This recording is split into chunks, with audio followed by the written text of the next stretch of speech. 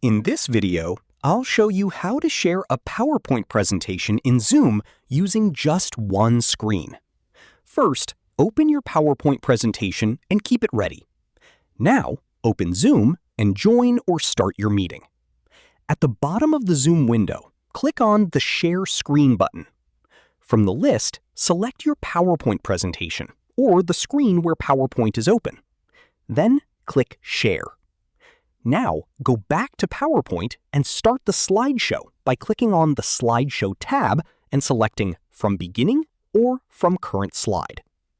If you only have one screen, you can still present smoothly by using the presenter controls carefully. That's it. You can now share your PowerPoint presentation in Zoom using a single screen setup. If you found this video helpful, don't forget to like the video, subscribe to our channel, and press the bell icon for more tutorials. Thanks for watching.